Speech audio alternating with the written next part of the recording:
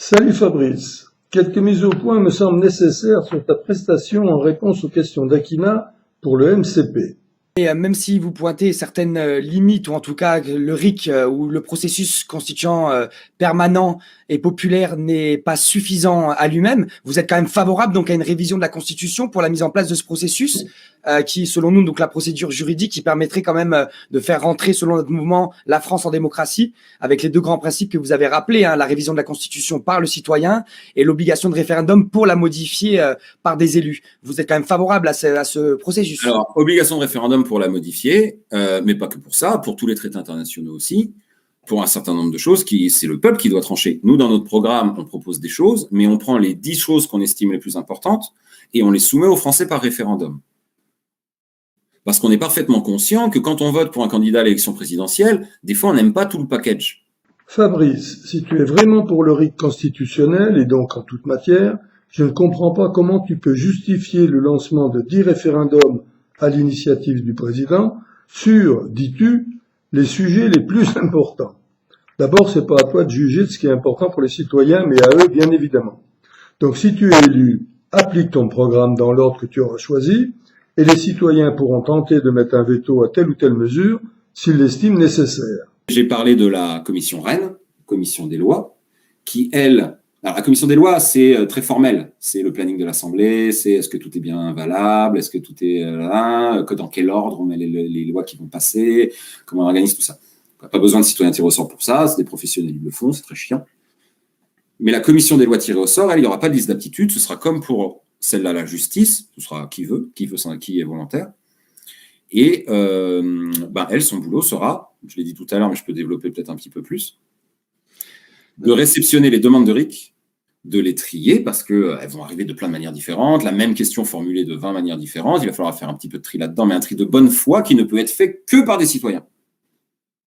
Et par des citoyens qui n'ont pas fait campagne, par des citoyens qui n'ont pas eu besoin de finances pour être là où ils sont, par des citoyens tirés au sort, qui collégialement reçoivent les RIC, trient, proposent sur le site, éventuellement regroupent, disent ok, c'est bon, là on en a 4-5, c'est la même question, donc on va les regrouper, toutes les signatures sur celle-là, avec les différentes formulations. Il y a 1 million de signatures, ok. Ce truc, 1 million de signatures, on a 5 formulations différentes, dont certaines peuvent être un peu... Le diable est dans les détails. Demandez aux Suisses, ils vous le diront, dans la formulation de la question. Mais là, c'est des citoyens qui vont le faire, qui vont dire, nous, en notre âme et conscience et en toute bonne foi, et en votant majoritairement entre nous, on veut cette formulation-là.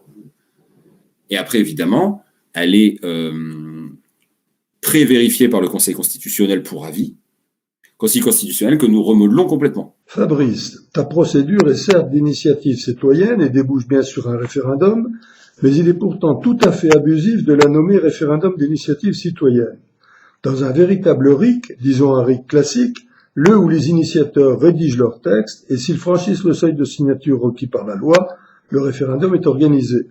Comment peux-tu proposer une procédure dans laquelle X signature sur un texte précis permet d'imposer un référendum sur un autre? C'est un marché de dupes que l'initiateur proposerait.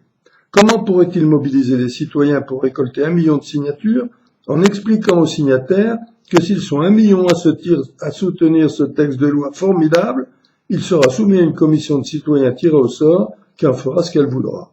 Toi, tu accepterais de signer un chèque qui serait modifié après ta signature? Pas moi. En revanche, tu pourrais prévoir que tout référendum déclenché entraîne la désignation d'une assemblée tirée au sort qui proposerait un contre-projet à celui validé par les signatures. Mais la procédure de tirage au sort pose beaucoup de problèmes. Il faudrait nous donner ta procédure. En conclusion, pour moi, la formule référendum d'initiative citoyenne ne peut être employée quand un initiateur et un groupe de citoyens ayant recueilli 1 million de signatures ne peuvent pas soumettre leur texte de loi à référendum, alors qu'un groupe tiré au sort peut le faire sans aucune signature de soutien autre que celle de la majorité de ce petit groupe. La loi sur la publicité mensongère sanctionne, je cite, les indications ou prestations fausses ou de nature à induire en erreur son public. Fin de citation. Nous y sommes en plein. Il y a des sondages qui ne sont pas tous bidons en vue de l'élection présidentielle. Au nom en français, quelles sont vos grandes préoccupations? Depuis 30 ans, c'est les mêmes, dans l'ordre que vous voulez. Le chômage, l'insécurité, le terrorisme qui s'est invité là-dedans. Et ben là. Est-ce que avoir le pouvoir constituant, vous le voyez souvent, vous, dans les sondages?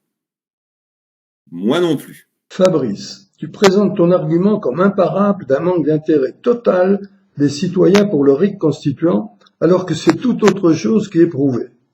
Ton constat que le RIC n'est jamais cité dans les aspirations des Français est bien, lui, incontestable. Mais il ne fait en réalité que confirmer la connivence des médias et des politiques qui commandent les sondages pour exclure totalement le RIC des choix proposés, et cela à tous les niveaux territoriaux. C'est une honte absolue quand 83% des Français répondaient être favorables au RIC dans un sondage IFOP, Focus numéro 158 de 2017. Les exemples sont nombreux et à tous les niveaux territoriaux. Pour les municipales 2020, un sondage demandait, je cite, « Parmi ces propositions, choisissez-en 2 susceptibles d'influencer votre vote. » Mais pourtant, parmi 17 propositions, il n'y avait pas, par exemple, pouvoir reprendre la parole pour décider, qui aurait été le minimum. La même chose pour les régionales, avec 8 propositions, et toujours pas de RIC. Et pour la présidentielle, c'est bien parti. Dans un sondage IFOP du 12 mai 2021 pour BFM TV, on retrouve cette question, je cite, « Quels thèmes compteront le plus pour vous pour la présidentielle 2022 ?»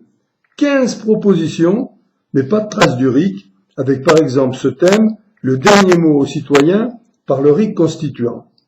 Comment les citoyens français cartésiens pourraient-ils ne pas mettre en numéro 1 ce thème, puisque le RIC constituant permet le RIC en toute matière, qui leur donnerait le dernier mot sur l'ensemble des lois régissant ces 15 thèmes. Alors Fabrice, j'espère que tu expliqueras dans tes futures interventions pourquoi le RIC n'est absolument jamais cité. Mais là, on parle d'une élection présidentielle.